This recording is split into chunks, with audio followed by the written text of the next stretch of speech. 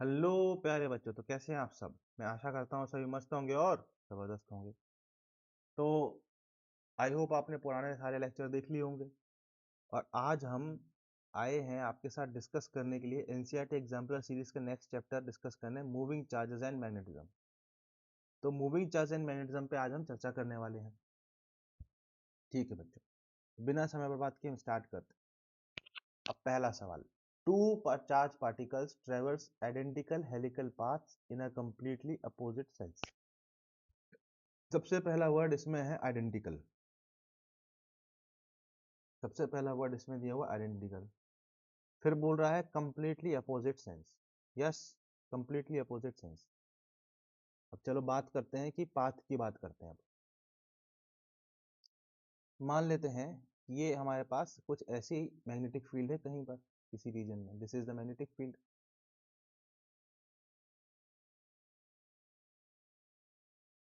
This is magnetic field B naught, constant magnetic field है। और हमारा जो पार्टिकल है वो कुछ मैग्नेटिक फील्ड से थीटा एंगल पे उसको लॉन्च कर दिया गया वी वेलोसिटी से। अब क्या होगा? अब ये होगा कि इस जो वेलोसिटी है इसके हैं दो कंपोनेंट्स। एक कंपोनेंट ऐसा है, एक कंपोनेंट ऐसा है।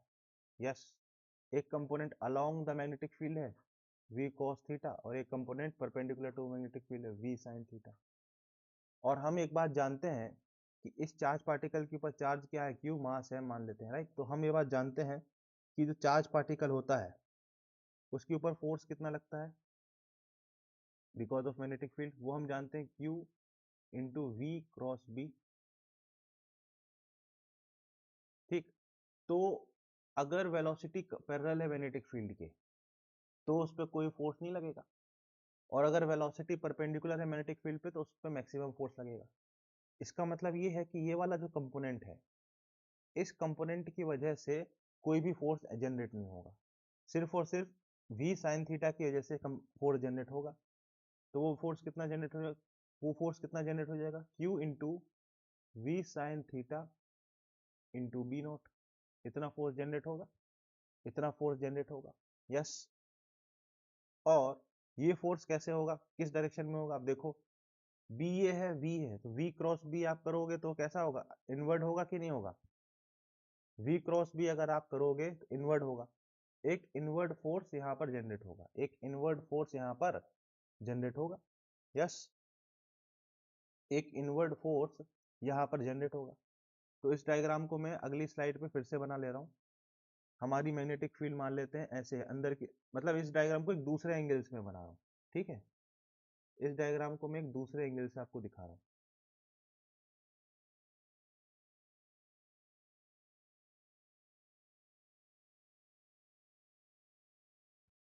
Like this, right. और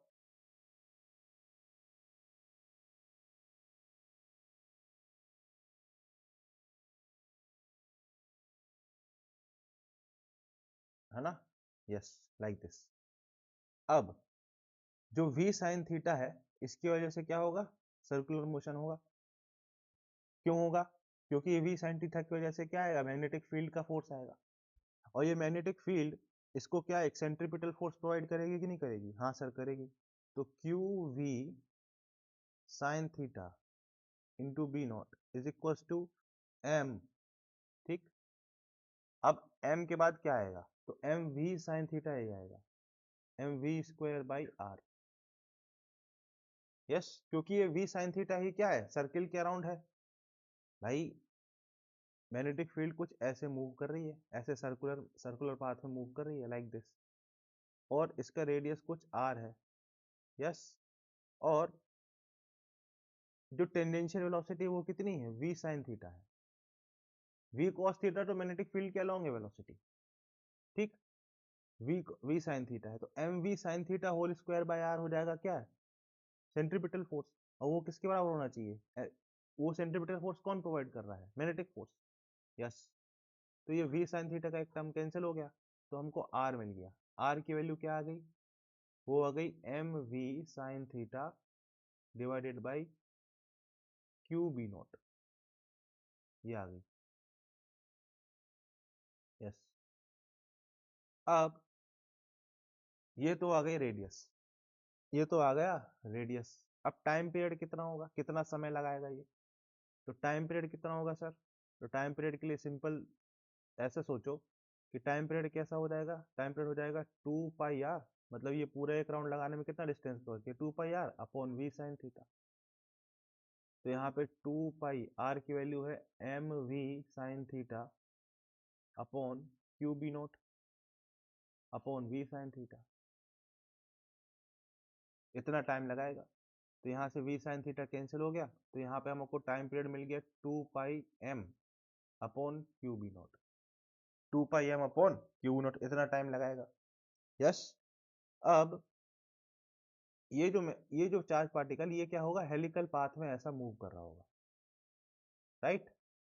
इस हेलिकल पाथ की रेडियस ही हमने कैलकुलेट क्या कर ली है, ये जो रेडियस थी बेटा यही तो हमने कैलकुलेट कर ली है, ये रेडियस यही तो आर हमने कैलकुलेट कर ली है। Yes sir. और टाइम पीरियड मतलब एक राउंड लगाने में कितना समय लगा। अब ये जो डिस्टेंस होता है ना बेटा, ये डिस्टेंस होता है पिच, ये होता है pitch. Yes, this is pitch. तो पिच क्या हो जाता है बेटा, ये पिच क्या हो जाएगा, पिच क्या हो जाएगा, इसको जरूरत नहीं है, इसकी हटा देते हैं। पिच क्या हो जाएगा, पिच हो जाएगा सर, पिच हो जाएगा सर PITCH, पिच हो जाएगा। अब देखना, एक राउंड लगाने में वो यहाँ से यहाँ पहुंचा, तो पिच कितना हो जाएगा, यहाँ से यहाँ पहुंचा, ए से भी एक राउंड लगाने में पहुंचा, तो पिच कितना हो जाएगा, V cos theta into time period, एक राउंड का टाइम पीरियड, तो V cos theta into time period, ये हो जाएगा पिच। तो टाइम पीरियड कितना है, 2 pi M by Q B nought. तो हमारे पास पिच कितना मिल जाएगा, पी का वैल्यू कितना मिल जाएगा, 2 pi M by Q B nought into V cos theta, इतना हमको पिच मिल जाएगा। यस, इतना हमको क्या मिल जाएगा, पिच मिल जाएगा। तो ये हमारे कुछ फंडामेंटल बेसिक्स है जो हमें आने चाहिए। अब हम इस सवाल को देखते हैं, क्या बोल रहा है, two identical particles yes ट्रेवर्स helical paths in a completely opposite sense. अब कंप्लीटली अपोजिट सेंस का मतलब क्या हुआ, कंप्लीटली अपोजिट सेंस का मतलब ये हुआ, ये हमारी मैग्नेटिक फील्ड थी,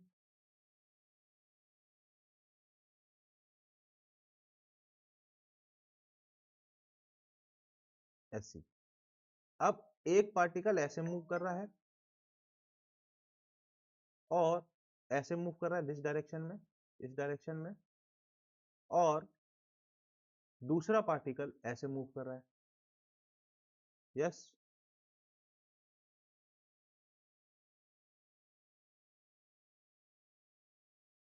लाइक दिस, इस डायरेक्शन में, लाइक दिस। ये है अपोजिट सेंस का मीनिंग। यस, अपोजिट सेंस का मीनिंग यही है, बताओ। यस। अब इसका मतलब ये हुआ कि अगर हम पिच का डायरेक्शन ले लें, अगर हम right hand side plus P ले लें, तो लेफ्ट हैंड साइड वाला नेगेटिव पी हो जाएगा कि नहीं हो जाएगा? हाँ सर, हो जाएगा। और बोला जा रहा है कि two charge particle have identical helical path. Identical helical path का मतलब क्या होता है, हेलिकल पाथ की आइडेंटिटी किससे डिफाइन होती है, पिच से डिफाइन होती है। पिच अगर दो पाथ की इक्वल है तब हम बोलेंगे कि पाथ आइडेंटिकल है। Pitch defines the identity of helical path, ठीक है। तो चूंकि अपोजिट सेंस में मूव कर रहे हैं, तो हम ये कह सकते हैं कि पहले की पिच और दूसरे की पिच का जो सम है, डिस्टेंस का सम है, वो 0 हो जाएगा। यस। तो, तो हमारे पास क्या आ जाएगा, 2 पाई m1 by Q1 B0 V cos theta. अब देखो बाकी सब चीजें क्या है, आइडेंटिकल है। पार्टिकल आइडेंटिकली एंटर किया मैग्नेटिक फील्ड को, बाकी सब ठीक है, बाकी सब आइडेंटिकल है कंडीशन, क्योंकि आइडेंटिकल पार्टिकल बोला, आइडेंटिकल कंडीशन है। 2 pi m2 by Q2 B0 into V cos theta equal to 0। क्यों 0 हो गया इनका सम 0? क्योंकि अगर ये अपोजिट डायरेक्शन मूव करे तो पहले अगर हम डिस्प्लेसमेंट p माने, प्लस p माने, तो सेकेंड वाले का डिस्प्लेसमेंट क्या हो जाएगा, माइनस p। यस, पहले वाला अगर प्लस p डिस्प्लेस हुआ आगे की तरफ, ये है B0, तो सेकेंड वाला कैसा हो डिस्प्लेस होगा, माइनस p। अब 2 पाई से 2 पाई चला गया, वी कॉस थीटा चला गया, B0 चला गया, तो हमको क्या मिल गया, m upon Q of 1 plus m upon Q of 2 is equal to 0। इसको हम रिवर्स भी लिख सकते थे, क्यों, पिच प्लस और माइनस है ना, तो 1 अपॉन पी, इसको हम ऐसा भी लिख सकते थे 1 upon P1 plus 1 upon P2 is equal to 0। क्यों, अगर ये प्लस 2 है, ये माइनस 2 है, तो 1 अपॉन प्लस 2 और 1 अपॉन माइनस 2 का सम भी तो 0 होगा। तो हम इसको ऐसा भी लिख सकते हैं, q upon m of 1 plus q upon m of 2 equal to 0। Yes yes. तो ये चीज हमारा, ये चीज सेटिस्फाई करेगा। आई होप आप ये समझ गए। दोनों ही फॉर्म में आप लिख सकते हो। अब इस क्वेश्चन में ऐसे लिखा है तो ऐसे चल जाएगा। ये बहुत ही अच्छा क्वेश्चन है बेटा, ये जेई मेन में आने लायक है। इस लेवल का सवाल, अच्छे लेवल का सवाल माना जाएगा। It is a good level question, JEE Main के लायक है ये। यस, ठीक। अब नेक्स्ट क्वेश्चन, अब क्या बोल रहा है, द बायट-सैवर्ट लॉ, ठीक, indicate the moving electrons with velocity v produces magnetic field v such that, ठीक, such that। अब हमको बताना है कि बायट-सैवर्ट लॉ के बारे में हमें कमेंट करना है, ठीक। तो व्हाट इज बायट-सैवर्ट लॉ? यस, तो मान लेते हैं ये कोई ऐसा वायर है, दिस इज सम वायर जिसमें एक करंट आई जा रहा है। अब हम यहाँ पर एक क्या कर लेंगे, dl वेक्टर ले लेंगे, छोटा सा एक dl लेंथ का एक एलिमेंट ले लेंगे। इस एलिमेंट की वजह से किसी एक पॉइंट P पे हमें निकालना है, यह r वेक्टर, जो P पॉइंट का vector with respect to L क्या है, r वेक्टर है।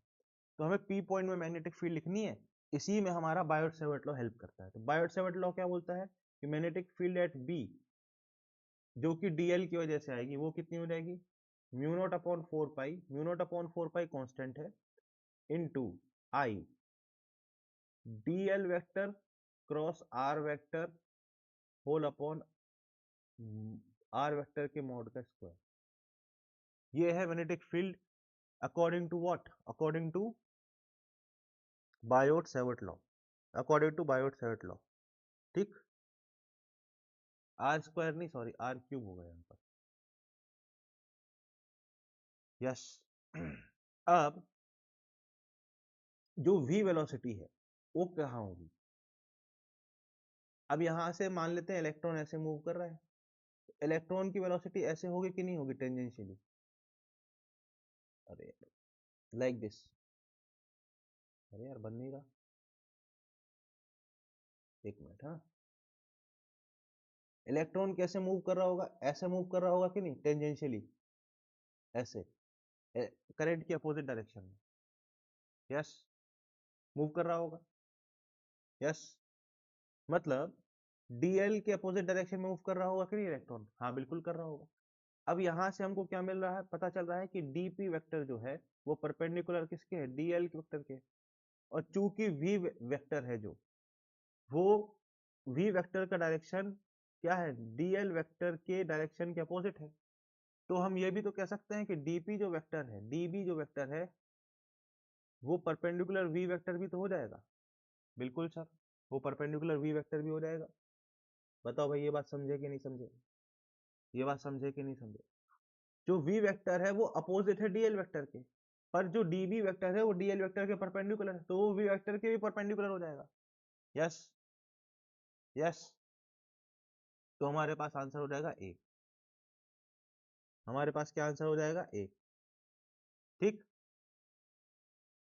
Next, a current carrying loop of radius r is placed in xy plane with center at origin। Plan देते हैं भाई।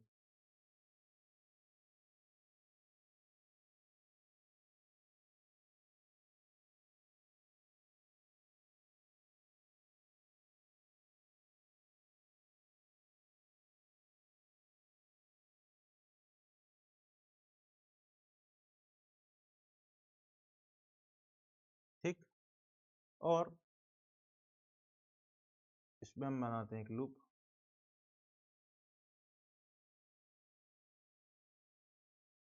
ऐसा।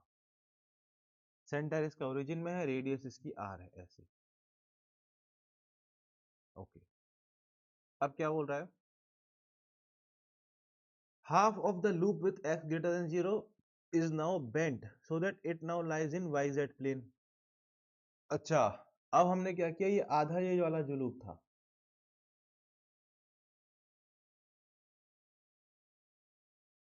उसको बेंड कर दिया।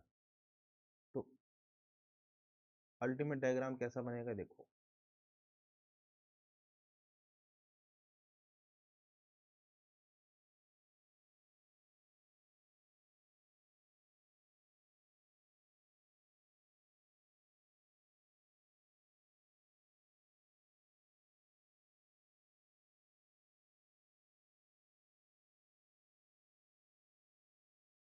आधा लूप ये एक्स वाई प्लेन में है, ठीक, और आधा लूप ये ऐसा वाई जेड प्लेन में, ऐसा, ये एक्स वाई प्लेन में है और आधा लूप वाई जेड प्लेन में है, ऐसा, ऐसा, ठीक। अब बोल रहा है कि हमको मैग्नेटिक मूवमेंट के बारे में बताओ। यस, मैग्नेटिक मूवमेंट के बारे में बताओ, ठीक।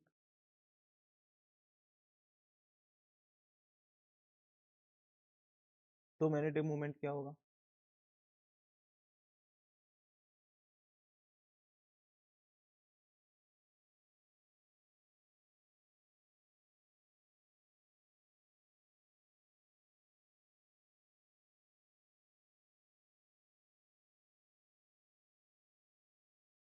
जब ये पूरा का पूरा एक्स वाई प्लेन में रखा हुआ था केस वन में, जब ये पूरा का पूरा एक्स वाई प्लेन में रखा हुआ था, यस, जब वो पूरा का पूरा एक्स वाई मूवमेंट, क्या बोल रहा है क्वेश्चन में,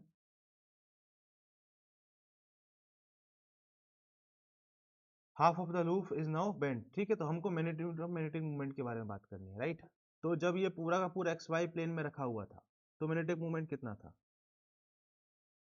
वो था आई, जो इसमें करंट फ्लो हो रहा है इस पूरे ब्रांच में, इनटू इसका एरिया, यस सर, इनटू इसका एरिया, यस सर, ये मैग्नेटिक मूवमेंट था। और ये मैग्नेटिक मूवमेंट कैसा था, ये मैग्नेटिक मूवमेंट कैसा था, along Z axis, along minus Z axis initially, right, जिस डायरेक्शन में दिखाया गया उस हिसाब से। फिर फाइनल मैग्नेटिक मूवमेंट कैसा हो गया, एम डैश।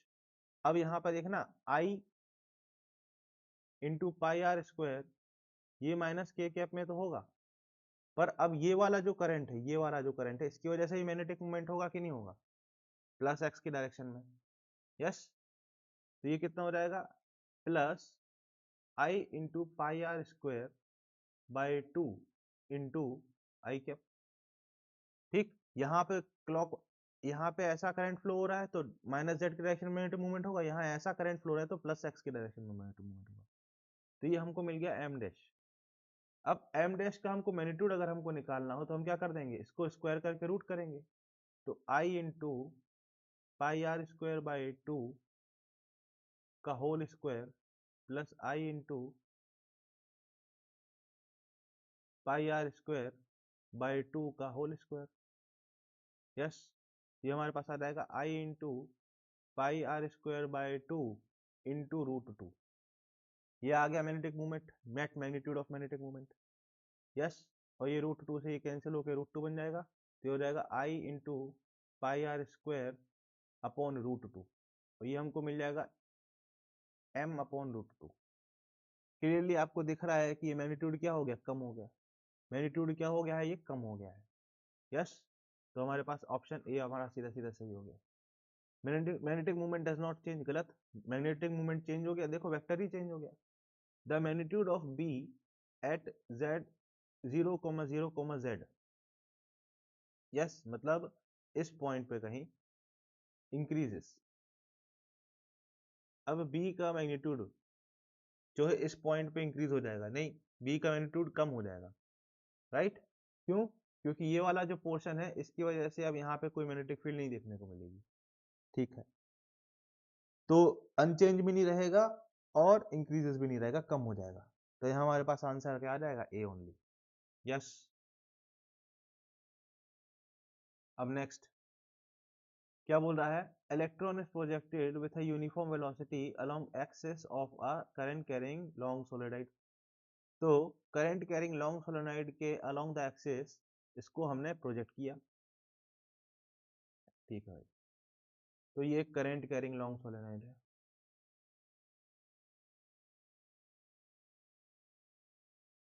अब हम जानते हैं ये बात, क्या जानते हैं कि सोलेनॉइड के अंदर मैग्नेटिक फील्ड क्या होती है, पैरेलल लाइन बनाती है कि नहीं बनाती है? हाँ सर बनाती है। और इलेक्ट्रॉन को भी ऐसे ही पैरेलली छोड़ा गया है, इलेक्ट्रॉन को भी ऐसे ही पैरेलली छोड़ा गया है। This is magnetic field B nought, this is velocity of electron v। और हम जानते हैं, हम क्या जानते हैं कि force on a charge particle due to a magnetic field क्या होता है, q is equal to v vector cross b vector होता है। अब इस केस में v और b कैसे हैं, पैरेलल है, तो ये वैल्यू कितनी हो जाएगी, 0। मतलब इस इलेक्ट्रॉन पे कोई भी फोर्स नहीं लगेगा। जब कोई भी फोर्स नहीं लगेगा तो ये स्ट्रेट लाइन में मूव करता चला जाएगा, ये स्ट्रेट लाइन में क्या करता चला जाएगा, मूव करता चला जाएगा। तो electron will continue to move with uniform velocity along the axis. Force नहीं है तो वेलोसिटी भी यूनिफॉर्म रहेगी, डायरेक्शन मैग्नीट्यूड ऑफ वेलोसिटी भी यूनिफॉर्म रहेगा और डायरेक्शन भी यूनिफॉर्म रहेगा। एक्सेलरेट करेगा, गलत, सर्कुलर पाथ में मूव भी नहीं करेगा, ठीक है। और 45 नहीं, कोई भी एक्सपीरियंस नहीं करेगा force. Answer is D. I hope आप समझ पाओगे। The magnetic field inside a long solenoid is uniform and parallel to the axis of solenoid, ठीक, राइट। तो आंसर इसका हो जाएगा D. Yes. Next, in a cyclotron a charge particle. अब यहां पर देखो साइक्लोट्रॉन का केस। अब साइक्लोट्रॉन में क्या होता है, हाँ देखो, this is a cyclotron. Yes, ये हमारा एक डी है और ये हमारा दूसरा डी। इनको क्या कहते हैं, डी कहते हैं। क्या कहते हैं इनको, डी। अब मान लेते हैं कि यहां से कहीं से एक हमने इलेक्ट्रॉन इसमें हमने छोड़ा, इसमें क्या किया, इलेक्ट्रॉन हमने छोड़ा।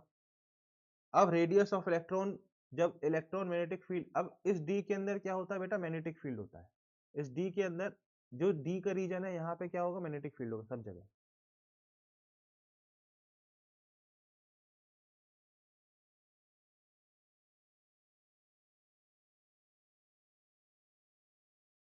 ऐसा, ठीक है।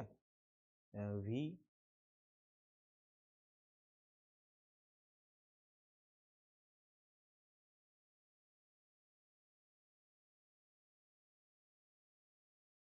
अंदर है ना, तो वी क्रॉस बी ऊपर की तरफ लगेगा। अब हमने मान लो बीच में से यहाँ से इलेक्ट्रॉन छोड़ा, जस्ट छोड़ा है, ठीक है। अब ये जो डी के बीच का जो गैप होता है, इस गैप में क्या होता है बेटा, इस गैप में होता है पोटेंशियल। हम यहाँ इस गैप में इलेक्ट्रिक फील्ड लगाते हैं, राइट। अब हमने इनिशियली क्या किया, इलेक्ट्रिक फील्ड कैसे लगाई, हमने लगाई ऐसी इलेक्ट्रिक फील्ड, और एक पोटेंशियल, इन दोनों के बीच में एक पोटेंशियल हमने वी दे दिया। इलेक्ट्रिक फील्ड लगाई, इन दोनों के बीच का गैप, इन दोनों डी के बीच में गैप हमने रखा हुआ है, इन दोनों डी के बीच में गैप रखा हुआ है। इस गैप में पोटेंशियल कितना है, पोटेंशियल डिफरेंस कितना है, वी। अब radius of a charge particle क्या होता है, radius of a charge particle बताओ क्या होता है। Radius of a charge particle होता है, सर अभी आपने कैलकुलेट किया था पीछे, बताओ सर, ये होता है M V by Q B. Sir radius of charge particle होता है M V by Q B. अब एम वी मतलब होता है मोमेंटम, तो मोमेंटम अपॉन क्यू बी। और मोमेंटम क्या होता है, वो होता है 2m K upon Q B. Yes, momentum क्या होता है, 2m K upon Q B. मतलब रेडियस किस पे डिपेंडेंट है, काइनेटिक एनर्जी पे, के is kinetic energy,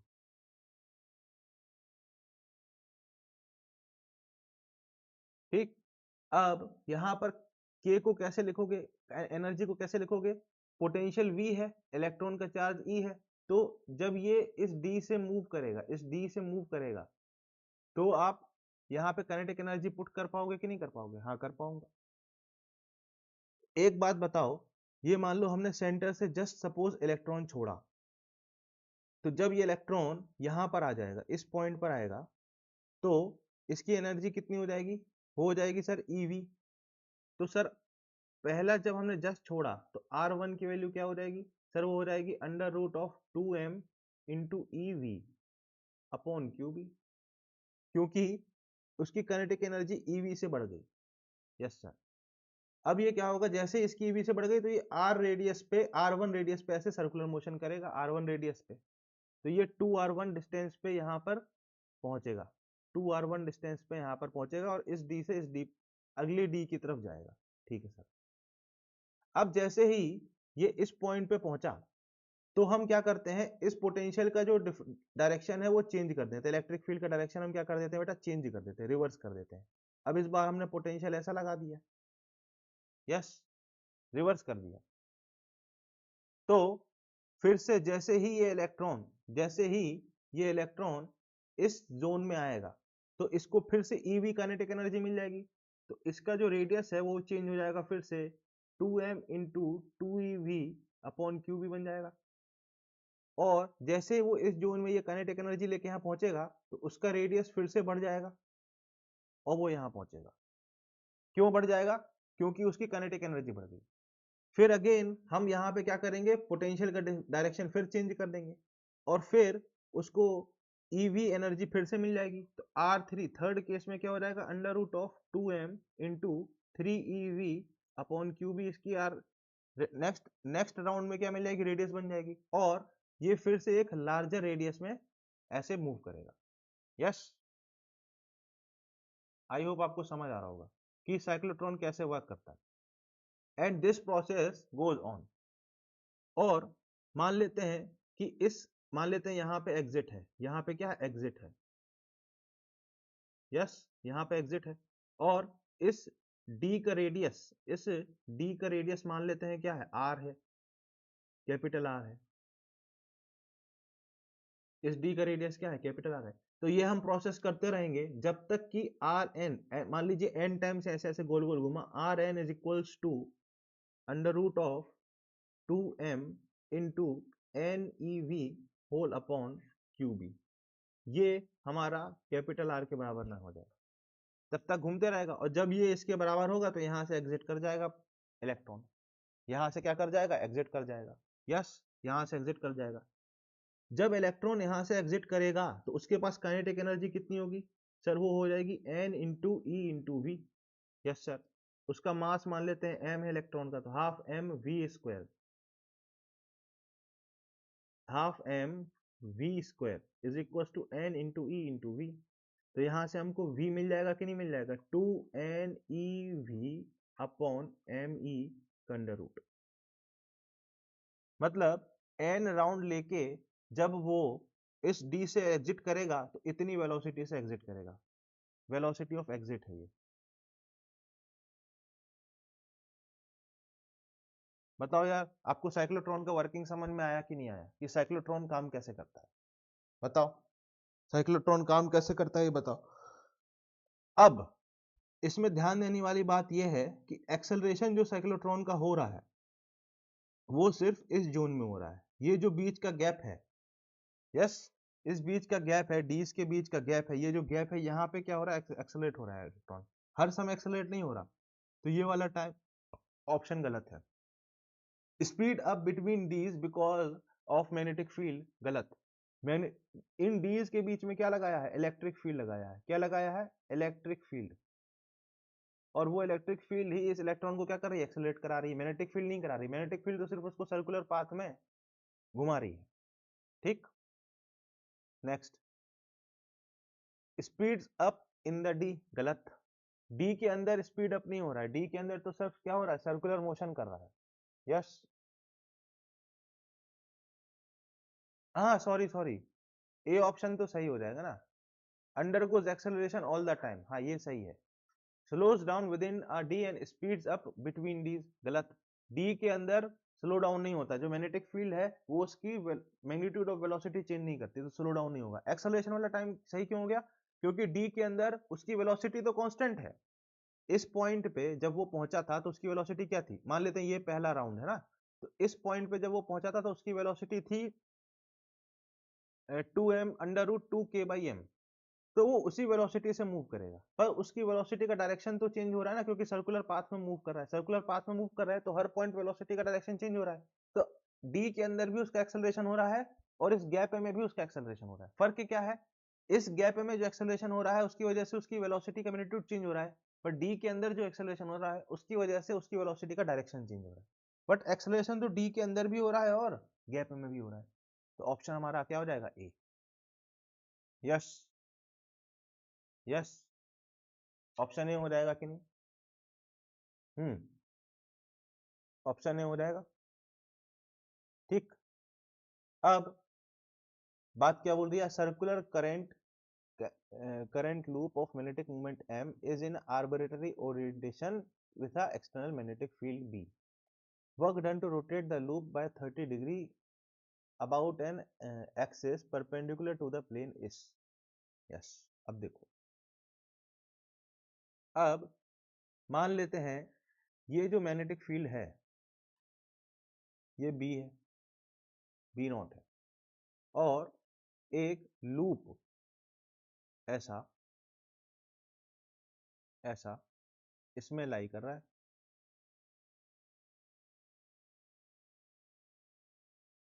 like this, ऐसा। यस, और इस लूप में करंट ऐसा डाल रहा है, करंट इस लूप में ऐसा जा रहा है, तो मैग्नेटिक मोमेंट इस लूप का कुछ ऐसा दिखेगा। यस, ऐसा दिखेगा, ऐसा। यस, इसका एंगल क्या होगा, थीटा। मान लेते हैं ये एंगल क्या है, थीटा है। तो और इस लूप का मैग्नेटिक मोमेंट क्या है, एम है। तो potential energy of the system क्या हो जाएगा, minus M dot B. Yes, minus M dot B हो जाएगा, minus M into B, magnitude of M into magnitude of B into cos theta. अब मान लो इसको हम ऐसे रोटेट करा दे पूरे के पूरे लूप को, लाइक दिस। मान लेते हैं इनिशियली थीटा 1 पे था और इसको हमने ऐसे रोटेट करा दिया,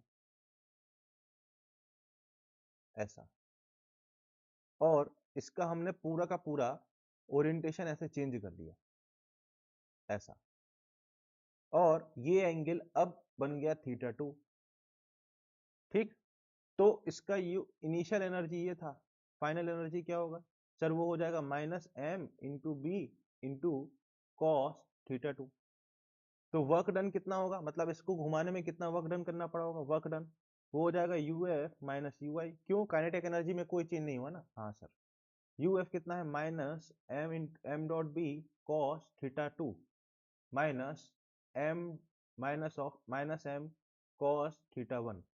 ये हमारे पास आ जाएगा M B into cos theta 1 minus cos theta 2।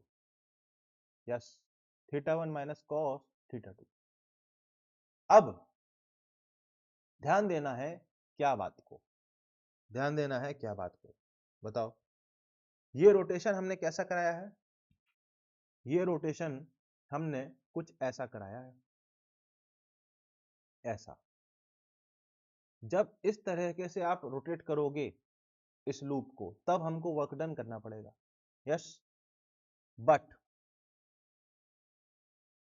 ये क्या है, ये सर्कुलर लूप है, इस सर्कुलर लूप से पास होने वाला एक्सिस ये है। ठीक, अगर हम रोटेशन इस डायरेक्शन में कराएंगे, ऐसा, इस एक्सिस के अबाउट ऐसा, तो वर्क डन नहीं करना पड़ेगा, नो वर्क इज डन। क्यों, क्योंकि m और b के बीच का एंगल चेंज नहीं होगा, तो u will be constant, u will be constant, potential energy will be constant because theta does not change। तो जब रोटेशन ऐसा हो रहा है तो वर्क डन कराना है, वर्क डन करना पड़ेगा, बट जब रोटेशन ऐसा हो रहा है तो वर्क डन नहीं करना पड़ेगा। ये क्वेश्चन आप लिख लो, नीट और जेई के लिए 5 स्टार प्रॉब्लम है ये, क्योंकि अगर ये बात उन्होंने स्टेटमेंट में पूछ ली नीट में और जेई मेन में न्यूमेरिकल फॉर्म में, आधे बच्चे जो है ढह जाएंगे, गलत करके आएंगे। अब क्वेश्चन क्या बोल रहा है, a circular current carrying loop of magnetic moment m is in arbitrary orientation in an electric external magnetic field b, work done to rotate the loop by 30 degree। अब ध्यान से पढ़ना, स्टेटमेंट क्या बोल रहा है, about an axis perpendicular to its plane, मतलब वो इस क्वेश्चन में ये वाला जो एक्सिस है इसकी बात कर रहा है, इस वाले एक्सिस की बात कर रहा है, इस वाले रोटेशन की, जो रेड कलर से मैंने बनाया उस रोटेशन की बात कर रहा है। और उस रोटेशन में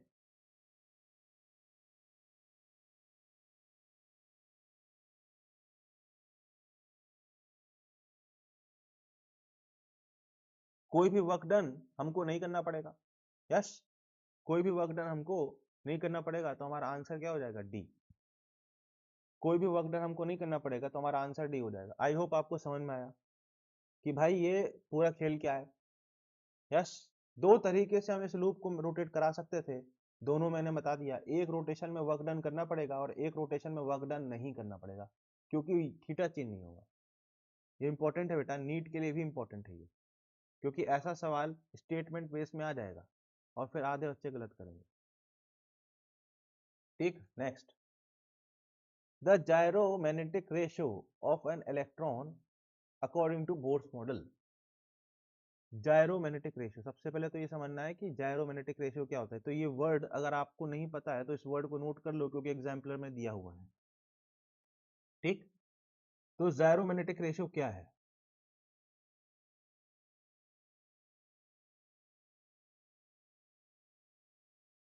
जायरोमैग्नेटिक रेशियो क्या होता है बताओ। ये है magnetic ratio of magnetic moment and angular momentum. Magnetic moment और एंगुलर मोमेंटम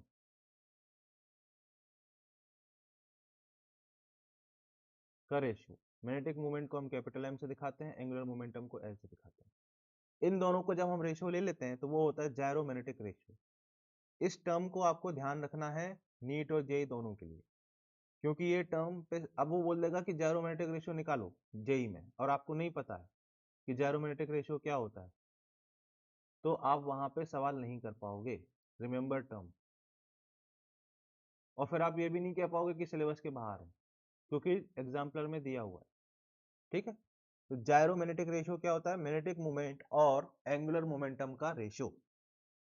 ठीक है, चलो अब हम बात कर रहे हैं क्वेश्चन की। क्वेश्चन में क्या बोल रहा है, क्वेश्चन में बोल रहा है कि एक इलेक्ट्रॉन है जो मूव कर रहा है ऐसे सर्कुलर पाथ में। यस, तो एक इलेक्ट्रॉन है, तो एक इलेक्ट्रॉन हम बना लेते हैं, ये एक इलेक्ट्रॉन, और ये इलेक्ट्रॉन ऐसे v वेलोसिटी से मूव कर रहा है, इसका मास है m। यस, तो इस इलेक्ट्रॉन का सबसे पहले हम क्या लिखेंगे, एंगुलर मोमेंटम। एंगुलर मोमेंटम क्या होता है सर, आई ओमेगा। इस इलेक्ट्रॉन का मोमेंट ऑफ इनर्शिया सेंटर के आउट कितना होगा, मान लेते हैं ये रेडियस कितनी है, r है, तो ये हो जाएगा M R square moment of inertia, right, into omega. Into omega, omega क्या होता है सर, वो होता है 2 पाई अपॉन टी। वो क्या होता है, 2 पाई अपॉन टी। अब इसको कितना समय लगेगा पूरा रोटेट करने में, टाइम कितना लगेगा, वो लगेगा 2 पाई आर अपॉन वी। भाई 2 पाई आर डिस्टेंस कवर करना है, वी वेलोसिटी से मूव कर रहा है, तो 2 पाई आर अपॉन वी। तो ये हमारे पास आ जाएगा M R square into 2 pi upon 2 pi R upon V. अब यहाँ से 2 पाई से 2 पाई चला गया, एक आर से एक आर चला गया, तो हमारे पास मिल गया ये एम वी इंटू आर। ये हमारा क्या आ गया, एंगुलर मोमेंटम। Yes sir. अब मैग्नेटिक मोमेंट क्या होगा सर, मैग्नेटिक मोमेंट, तो मैग्नेटिक मोमेंट होगा, अब हम मैग्नेटिक अगर मूवमेंट की बात करें तो मोमेंटम मूवमेंट क्या हो जाएगा, करंट इनटू एरिया। ये मैग्नेटिक मूवमेंट होता है। एरिया कितना है सर, वो है पाई आर स्क्वायर। करंट कितना है, यस, करंट कितना है, करंट कैसे निकालोगे, तो charge flow per unit time, right. तो ई चार्ज फ्लो होके दोबारा वापस आएगा कितने समय में, इतने समय में। यस, तो पर यूनिट टाइम कितना फ्लो होगा, तो ई अपॉन टाइम, यही तो करंट होगा, चार्ज अपॉन टाइम। तो ये हो जाएगा E अपॉन टाइम कितना है 2πr अपॉन v और इंटू ये पाई आर स्क्वायर तो था ही, पाई से पाई कैंसिल हो गया, आर से आर कैंसिल हो गया, तो हमको क्या मिल गया E into R into V upon two, E into R into V upon two, ये मैग्नेटिक मोमेंट हमको मिल गया। तो हमारा जायरोमैग्नेटिक रेशियो कितना बनेगा? अब हमारा जो जायरोमैग्नेटिक रेशियो था, जायरोमैग्नेटिक रेशियो वो कितना बनेगा?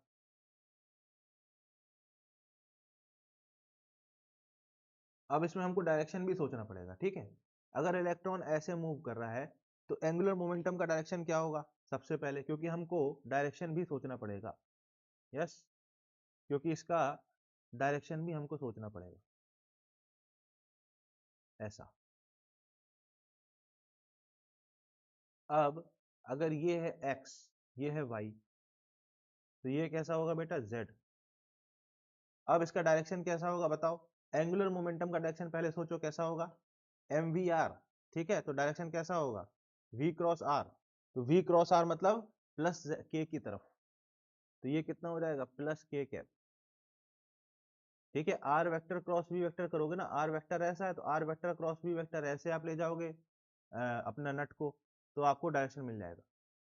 यस, और मैग्नेटिक मूवमेंट कैसा होगा, इलेक्ट्रॉन के अपोजिट डायरेक्शन में क्या होगा करंट फ्लो होगा, इलेक्ट्रॉन के अपोजिट डायरेक्शन में करंट फ्लो होगा, तो मैग्नेटिक मूवमेंट किस डायरेक्शन में होगा माइनस के कैप डायरेक्शन में होगा, अंदर की तरफ होगा। यस, समझ आया? तो इनका डायरेक्शन अपोजिट होगा, इनका डायरेक्शन अपोजिट होगा। यस, तो जायरोमैग्नेटिक रेशियो हम कैसे लिखेंगे, वो क्या था मैग्नेटिक मूवमेंट, मैग्नेटिक मूवमेंट क्या है माइनस 2ErV/2, माइनस ErV/2।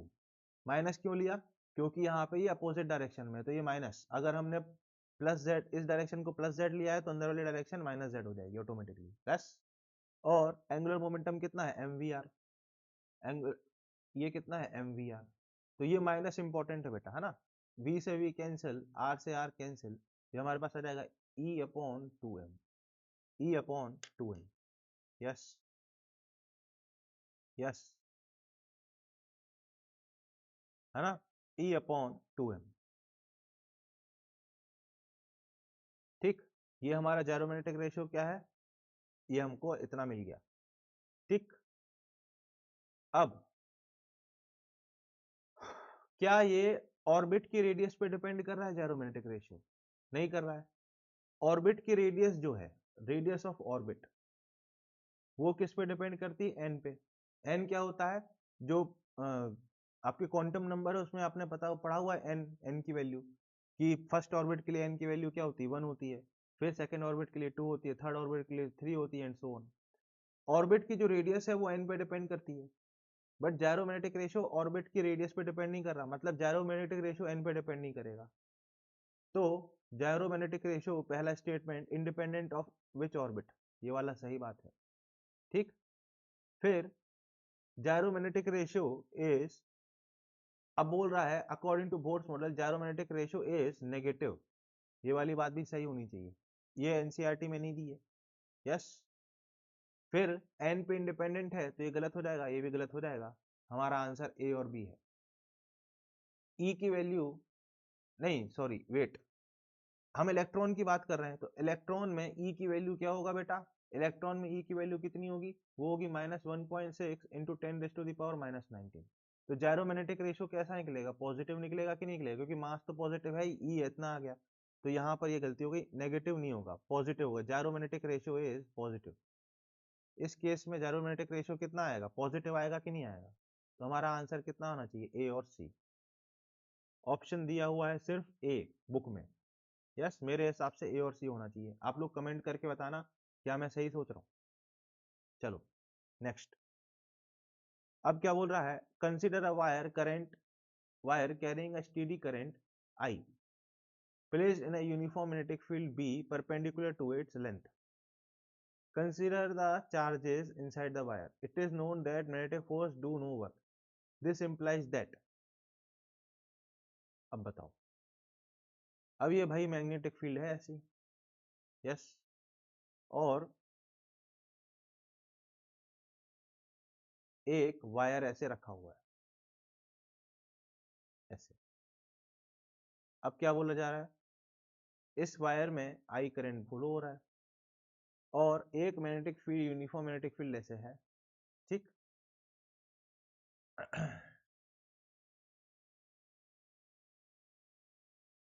अब चार्जेस ऐसे मूव कर रहे हैं, चार्जेस ऐसे इसमें मूव कर रहे हैं, इलेक्ट्रॉन इसमें नेगेटिव डायरेक्शन में ऐसे मूव कर रहे होंगे नीचे की तरफ। यस, इलेक्ट्रॉन ऐसे मूव कर रहे होंगे। तो इन इलेक्ट्रॉन्स पे ये मैग्नेटिक फील्ड फोर्स लगाएगा कि नहीं लगाएगा? बिल्कुल लगाएगा, बिल्कुल लगाएगा। Yes.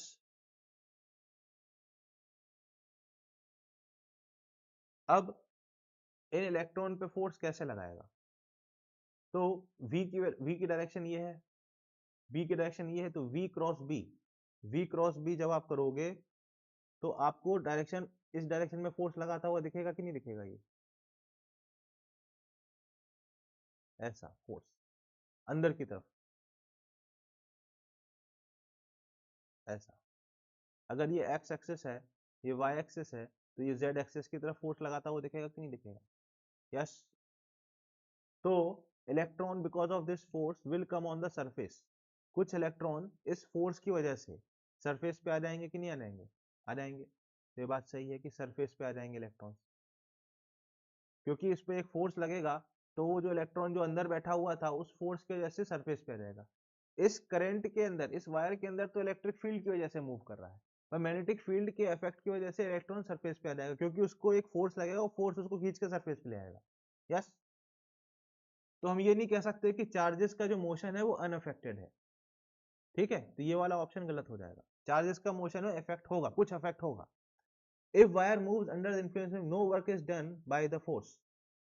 if wire is wire if the wire moves under the influence of b, no work is done by the force। अगर वायर मूव हो रहा है, ठीक है, अब ऑब्वियस सी बात है, इस पे फोर्स लगेगा वायर पे। यस, एक फोर्स लगेगा कि नहीं लगेगा? तो वायर मूव होगा, तो यहाँ पर मैग्नेटिक फील्ड ओवरऑल तो वर्क करेगी ना वायर पे, तो ये करेगी। मैग्नेटिक फील्ड क्या है? एक कंजर्वेटिव फील्ड है, नहीं sorry, if wire moves under the influence of B, B के इन्फ्लुएंस में अगर वायर क्या हो रहा है, मूव कर रहा है।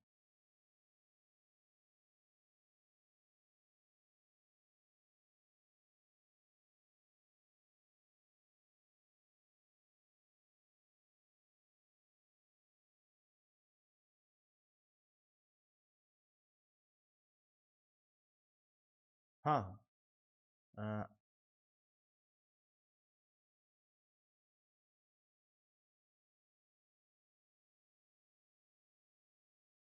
हाँ, अगर एक बात समझो, ये वाला स्टेटमेंट गलत है, ये स्टेटमेंट सही होगा।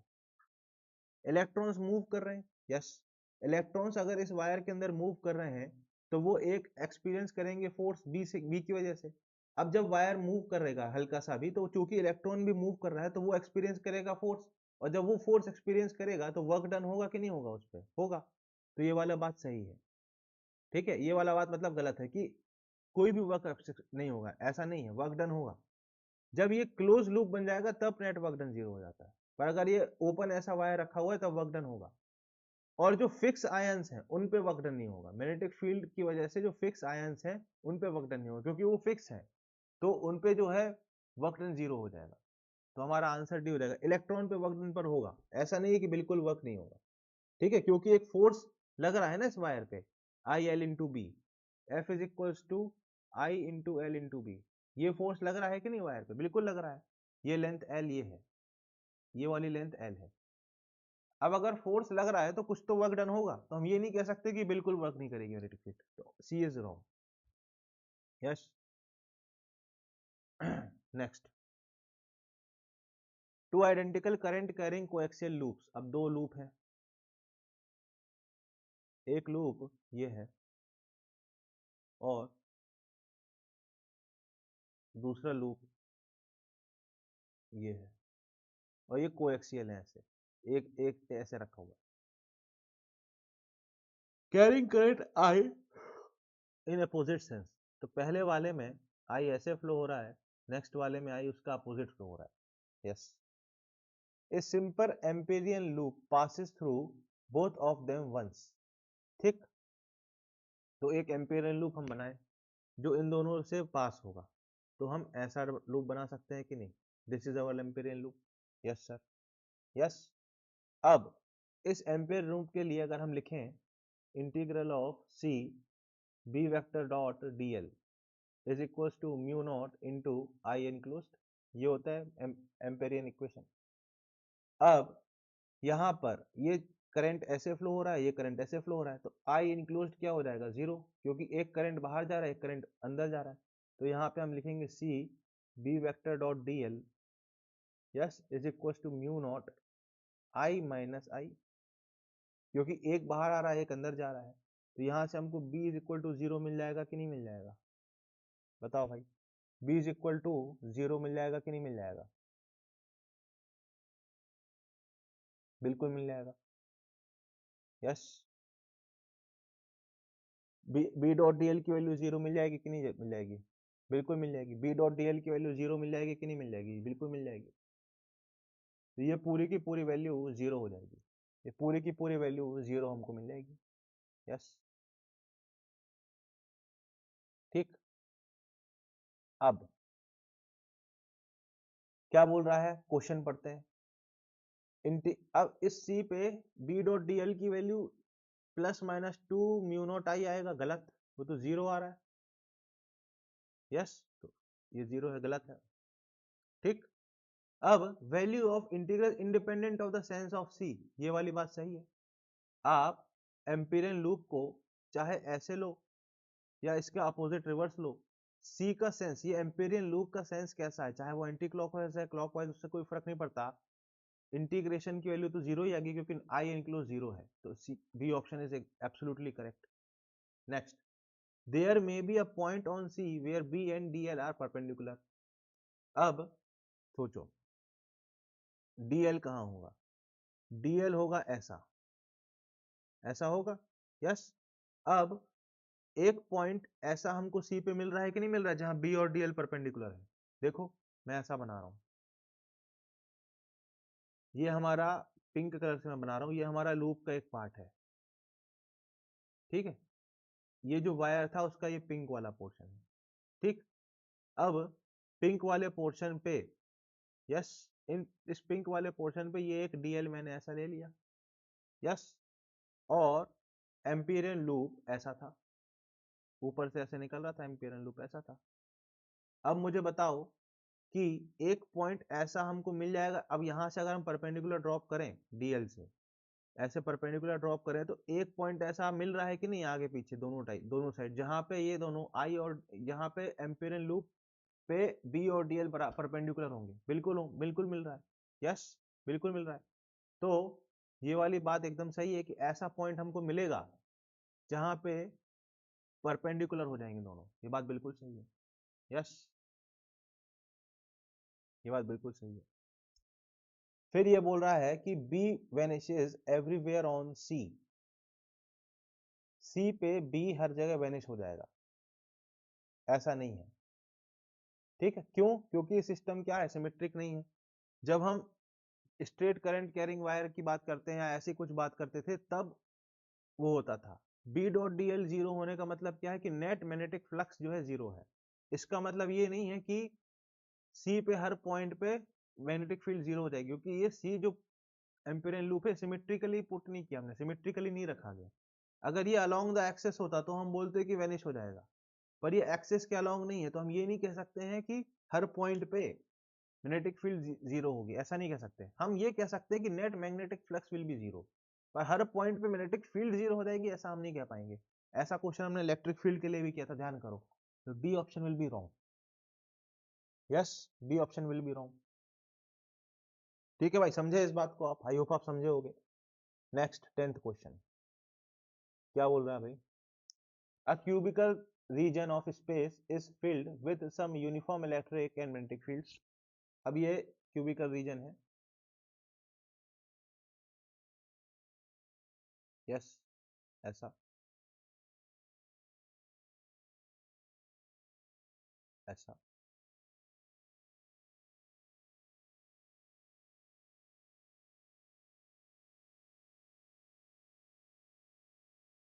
ये क्यूबिकल रीजन है हमारे पास, और ये क्यूबिकल रीजन के अंदर मैग्नेटिक और इलेक्ट्रिक फील्ड है। अब वो मैग्नेटिक फील्ड कैसी है, इलेक्ट्रिक फील्ड कैसी है, हमें नहीं पता, बट इतना पता है कि इसके अंदर मैग्नेटिक फील्ड भी है और इलेक्ट्रिक फील्ड भी है। अब क्या बोल रहा है, an electron enters the cube across one of its faces with velocity v। तो इलेक्ट्रॉन कुछ ऐसे कहीं से एंटर किया ऐसा, और ये इलेक्ट्रॉन v वेलोसिटी से एंटर किया ऐसा। यस, अब क्या बोल रहा है, आगे बढ़ते हैं। अब पॉजिट्रॉन, पॉजिट्रॉन मतलब इलेक्ट्रॉन ही होता है, मतलब इलेक्ट्रॉन और पॉजिट्रॉन का मास सेम होता है, बट इलेक्ट्रॉन में नेगेटिव चार्ज होता है, पॉजिट्रॉन में पॉजिटिव चार्ज होता है। A positron enters via opposite face with velocity minus v। तो पॉजिट्रॉन ऐसे एंटर कर रहा है, ऐसे ऐसे, ये पॉजिट्रॉन की एंट्री हो गई बेटा। ये E प्लस से माइनस v वेलोसिटी से, मतलब अपोजिट डायरेक्शन में एंटर किया, लाइक दिस। यस, अब हमको बताना है electric forces on both the particles cause identical accelerations. एक बात बताओ, आइडेंटिकल एक्सेलरेशन का मतलब क्या है? सबसे पहले इसका मतलब क्या है? इसका मतलब है, आपको सबसे पहले तो इस वर्ड का मतलब समझना पड़ेगा। इसका मतलब है आइडेंटिकल एक्सेलरेशन का मतलब है,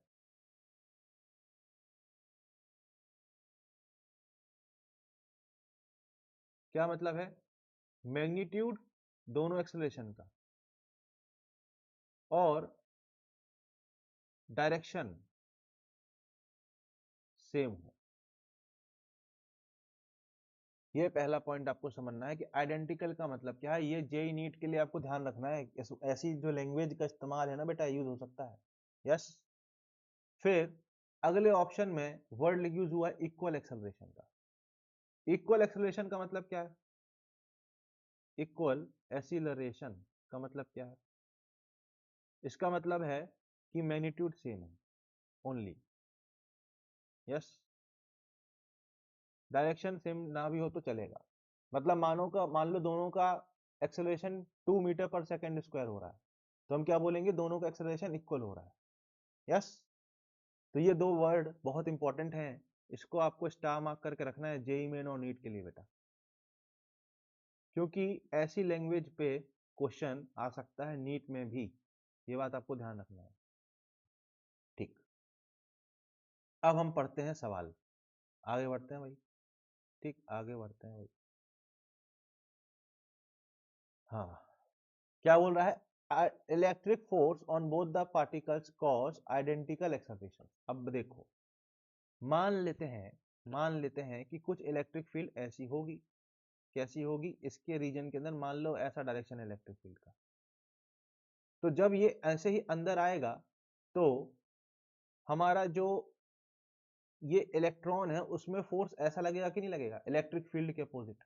और पॉजिट्रॉन में इलेक्ट्रिक फील्ड की सेम डायरेक्शन में फोर्स लगेगा, ये फोर्स ऑन इलेक्ट्रॉन होगा और ये फोर्स ऑन पॉजिट्रॉन होगा। पॉजिटिव चार्ज पे पॉजिटिव चार्ज पे इलेक्ट्रिक फील्ड की डायरेक्शन में फोर्स लगेगा, और नेगेटिव चार्ज पे इलेक्ट्रिक फील्ड की डायरेक्शन में, इलेक्ट्रिक फील्ड की अपोजिट डायरेक्शन में फोर्स लगेगा। तो फोर्स ऑन इलेक्ट्रॉन कितना होगा सर? वो हो जाएगा ई मतलब 1.6 इंटू 10⁻⁻19 इंटू ई। तो एक्सेलरेशन ऑफ इलेक्ट्रॉन कितना होगा?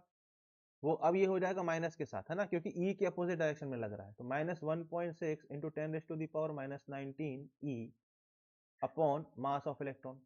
यस, और ऐसे ही फोर्स ऑन पॉजिट्रॉन कितना होगा बेटा?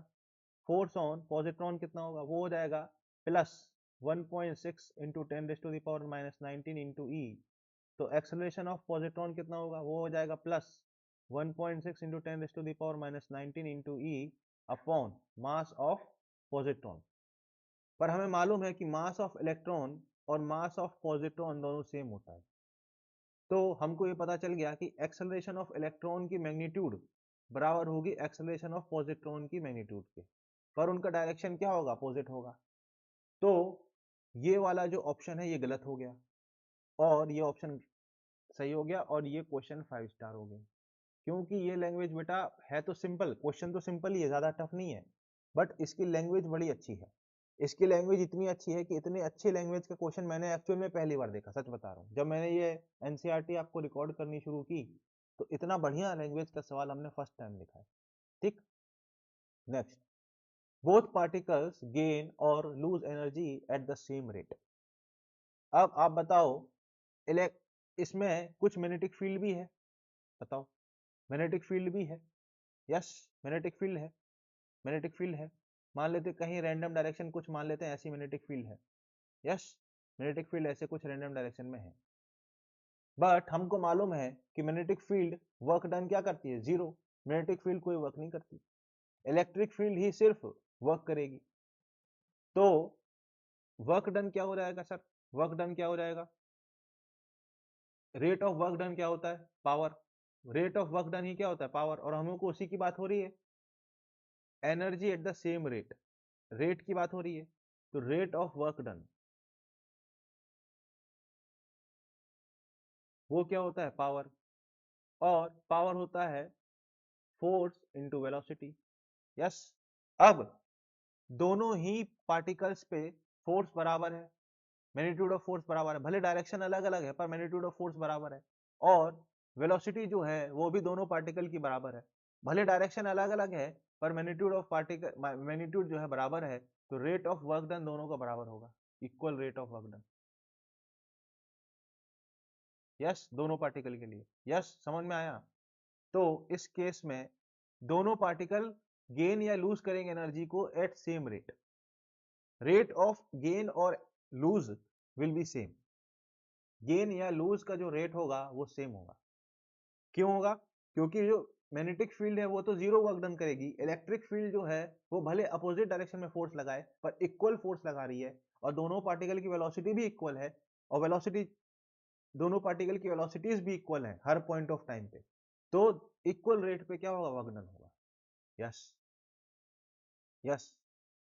अब डी पॉइंट और भी अच्छा है भाई, यस डी पॉइंट तो और भी अच्छा है। एक बात मुझे बताओ कि सिस्टम को अगर हम ले लें ऐसा, अगर हम इन दोनों चार्ज पार्टिकल को सिस्टम ले लें, यस अगर हम इन दोनों चार्ज पार्टिकल को, ये इलेक्ट्रॉन है और ये पॉजिट्रॉन है, और इन दोनों चार्ज पार्टिकल को अगर हम सिस्टम ले लें, यस, तो इलेक्ट्रॉन के ऊपर फोर्स कैसा लग रहा है, इलेक्ट्रॉन के ऊपर फोर्स कैसा लग रहा है, इलेक्ट्रॉन के ऊपर फोर्स कैसा लग रहा है, इलेक्ट्रॉन के ऊपर फोर्स, ये इलेक्ट्रॉन के ऊपर फोर्स कुछ ऐसा लग रहा है, और पॉजिट्रॉन के ऊपर फोर्स इसका जस्ट अपोजिट ऐसा लग रहा है, यस, और दोनों फोर्स इक्वल मैग्नीट्यूड के हैं, दोनों फोर्स इक्वल मैग्नीट्यूड के हैं। तो अगर हम इन दोनों को सिस्टम ले लें, अगर हम इन दोनों को सिस्टम ले लें, तो net electric force, net electric force on the system, on the system क्या हो जाएगा, वो हो जाएगा zero, yes on the system क्या हो जाएगा, zero, total electric force system पे क्या हो जाएगा, जीरो। अच्छा, अब अगर टोटल इलेक्ट्रिक फोर्स सिस्टम पर जीरो हो जाएगा तो इस सिस्टम पे फिर कौन सा फोर्स लग रहा है, only magnetic force is acting, मतलब इस सिस्टम, अब मैग्नेटिक फोर्स सोचो, अच्छा अब इसका क्या सोचोगे, magnetic force, yes magnetic force सोचोगे, तो मैग्नेटिक फोर्स क्या होता है, वो होता है Q into V vector cross B vector, yes. अब इसकी वेलोसिटी इस डायरेक्शन में है, इसकी वेलोसिटी इस डायरेक्शन में है, यस, और जब वेलोसिटी इसकी अपोजिट डायरेक्शन में है और चार्ज भी इनका अपोजिट है, तो एफ बी का मैग्नीट्यूड आप जब लिखना चाहोगे इलेक्ट्रॉन के लिए तो कैसे लिखोगे, minus E into plus V into B, yes plus V into B, और मैग्नेटिक फोर्स की वैल्यू आप जब पॉजिट्रॉन के लिखोगे तो कैसे लिखोगे, प्लस ई, इसमें चार्ज प्लस ई है पर इस बार नेगेटिव वेलोसिटी है इंटू बी, मतलब दोनों पे फोर्स क्या लग रहा है, सेम डायरेक्शन में लग रहा है, दोनों ही इलेक्ट्रॉन और पॉजिट्रॉन पे फोर्स किस डायरेक्शन में लग रहा है, सेम डायरेक्शन में लग रहा है कि नहीं लग रहा है, बिल्कुल सर। तो इस पर भी और इस पर भी फोर्स जो है सेम डायरेक्शन में लग रहा है, फोर्स जो है सेम डायरेक्शन में लग रहा है, तो नेट फोर्स, तो net force, net magnetic force, net magnetic force on the system is not equal to 0, तो इनका जो सेंटर ऑफ मास होगा, ये नेट मैग्नेटिक फोर्स हम सेंटर ऑफ मास पे लगा सकते हैं कि नहीं? Ultimately net magnetic force centre of mass पे लगा सकते हैं कि नहीं? हाँ बिल्कुल। तो सेंटर ऑफ मास का जो मोशन होगा वो किससे गवर्न होगा? मैग्नेटिक फोर्स से होगा कि नहीं? बिल्कुल। क्यों? क्योंकि इलेक्ट्रिक फोर्स तो जीरो है, पर मैग्नेटिक फोर्स जीरो नहीं है, तो magnetic force will govern the motion of centre of mass. Yes, तो यह हमारा आंसर डी बी से हो जाएगा। ये बहुत ही अच्छा प्रॉब्लम था, बहुत ही शानदार सवाल था। Yes, next. A charge particle will continue to move with a constant velocity. Constant velocity का मतलब क्या है? कांस्टेंट वेलोसिटी का मतलब है कि उस पर वर्क डन नहीं हो रहा है, ठीक है? वर्क डन उसका क्या है? जीरो है। Net work done is zero, net force is zero, sorry, net force नहीं, नेट फोर्स भी नहीं बोलना चाहिए, कैसे बोले? फोर्स जो है वो या तो परपेंडिकुलर हो वेलोसिटी के, या फिर जीरो ही हो, ठीक है? उस केस में हम बोलेंगे, ठीक। अब पहली बात, जब इलेक्ट्रिक फील्ड जीरो है, ठीक, और मैग्नेटिक फील्ड नॉन जीरो है, तो कैसा सिस्टम होगा? ए ऑप्शन के लिए देखो, मैग्नेटिक फील्ड नॉन जीरो है और इलेक्ट्रिक फील्ड जीरो है, तो जब इसमें चार्ज पार्टिकल एंटर करेगा, तो भाई साहब वो क्या करेगा? वो करेगा सर्कुलर मोशन। मैग्नेटिक फील्ड में एक चार्ज पार्टिकल क्या करता है? सर्कुलर मोशन करता है, सर्कुलर मोशन करता है। यस, क्यू इसका चार्ज है, एम इसका मास है, सर्कुलर मोशन करेगा। और जब सर्कुलर मोशन करेगा तो इसका वेलोसिटी का जो मैग्नीट्यूड है वो चेंज नहीं होगा। यस, वेलोसिटी का जो मैग्नीट्यूड है वो चेंज नहीं होगा। यहां पर मैग्नीट्यूड ऑफ वेलोसिटी की बात हो रही है, यहां पे किसकी बात हो रही है? मैग्नीट्यूड ऑफ वेलोसिटी की।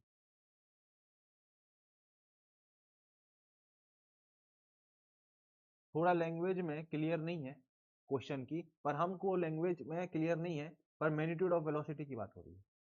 इस केस में जो मैग्नेटिक फील्ड है वो वर्क डन नहीं करती है, does not do work, does not change velocity, change magnitude of velocity. ये बात हमको पता है, ऑप्शन नंबर हमारा ए सही हो जाएगा।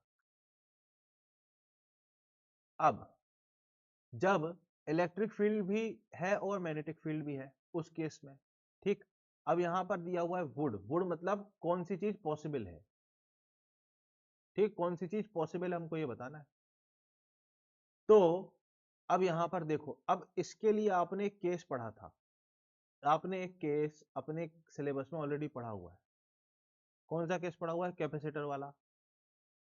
यस, मान लो कि इस कैपेसिटर के अंदर ऐसे एक मैग्नेटिक फील्ड है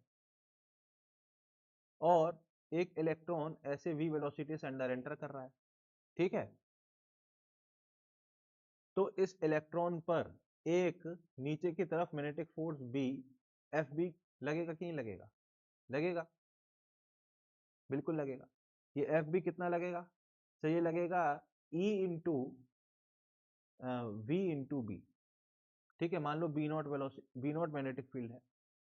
अब अगर हम इसके ऊपर एक इस तरीके से, इसके ऊपर एक इस तरीके से नेगेटिव चार्ज डाल दे इस वाली प्लेट के ऊपर, और इसके ऊपर पॉजिटिव चार्ज डाल दें, यस, तो एक इलेक्ट्रिक फील्ड यहां पर सेटअप हो जाएगी कि नहीं हो जाएगी? इस डायरेक्शन में, हाँ सर हो जाएगी। कितनी हो जाएगी? Sigma upon epsilon not. Yes sir. और इस इलेक्ट्रॉन पे एक अपवर्ड फोर्स, एक ऊपर की तरफ फोर्स लगने लगेगा, E into sigma upon epsilon nought, E into sigma upon epsilon nought. और for some value of v ये चीज क्या हो सकती है? बराबर हो सकती है। यस, ये चीज बराबर हो सकती है कि नहीं? दोनों फोर्सेस। यस, तो यहां पर E और E कैंसिल, तो v into B nought is equal to sigma upon epsilon nought. जब हमारा कंडीशन वेरीफाई करेगा तब यहां पर जो नेट फोर्स होगा इस इलेक्ट्रॉन पे वो होगा जीरो। नेट फोर्स अगर जीरो होगा तो इस केस में वेलोसिटी विल बी कांस्टेंट। तो हाँ, ये वाले केस में, ऐसी सिचुएशन में जब ई भी नॉट इक्वल टू जीरो है और बी भी नॉट इक्वल टू जीरो है, वेलोसिटी कांस्टेंट हो सकती, और ये वाला केस आप अपने सिलेबस में पढ़ते हैं। Yes yes. अब E not equal to zero, B equal to zero, C वाला केस। अब सी में क्या होगा, जब E not equal to zero है, तो E not equal to zero है तो एक इलेक्ट्रिक फोर्स लगेगा ही, क्यू इंटू ई, मतलब ई इंटू ई, चार्ज इंटू इलेक्ट्रिक फील्ड। और इसको बैलेंस करने वाला कोई और दूसरा फोर्स है नहीं, तो ये फोर्स क्या करेगा, वर्क डन करेगा, क्योंकि ये कंजर्वेटिव फोर्स नहीं है। और जब वर्क डन करेगा तो वेलोसिटी का मैग्नीट्यूड चेंज करेगा, वेलोसिटी का मैग्नीट्यूड ये क्या करेगा, चेंज करेगा। तो ये ऑप्शन हमारा गलत हो गया। और फाइनली, जब इलेक्ट्रिक फील्ड भी जीरो है, मैग्नेटिक फील्ड भी जीरो है, जब कोई फील्ड ही नहीं है तो कोई फोर्स ही नहीं है, और कोई फोर्स ही नहीं है तो हमने न्यूटन्स कौन सा लॉ पढ़ा था, बताओ, न्यूटन्स फर्स्ट लॉ पढ़ा था, न्यूटन्स फर्स्ट लॉ।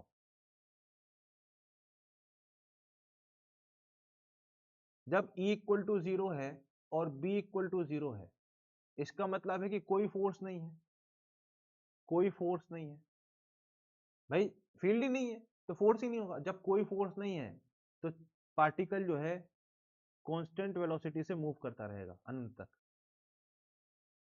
जब कोई फोर्स नहीं होता है तो न्यूटन फर्स्ट लॉ क्या बोलता है कि जैसा पार्टिकल मूव कर रहा है वैसा ही उसी डायरेक्शन में उसी वेलोसिटी से मूव करता रहेगा, पार्टिकल मूव करता रहेगा। यस, तो आंसर हमारा हो गया ए, बी और डी। ये भी एक अच्छा क्वेश्चन है, नीट में आने लायक, जेई मेन में आने लायक है। यस, नीट और जेई मेन में आने लायक है ये सवाल। ठीक है, तो आई होप आपको सारे सवाल समझ आ गए होंगे। यस, एक बार देख लेता हूँ कितनी देर की रिकॉर्डिंग हुई है, उस हिसाब से हम आगे बढ़ेंगे। 1 घंटे की हो गई बेटा रिकॉर्डिंग, तो हम इसको रुकते हैं, क्योंकि हमको ज़्यादा लंबा लेक्चर नहीं करना है। तो बेस्ट ऑफ लक बच्चों, मिलते हैं अगले वीडियो में, और अपनी तैयारी जोरों शोरों से करते रहें। आई होप सारे सवाल आपको समझ आ गए होंगे, कंसेप्ट आपको समझ आ गए होंगे, बड़े ही इनोवेटिव सवाल थे। तो पढ़ाई करते रहें, पढ़ाई को एंजॉय करें। Best of luck.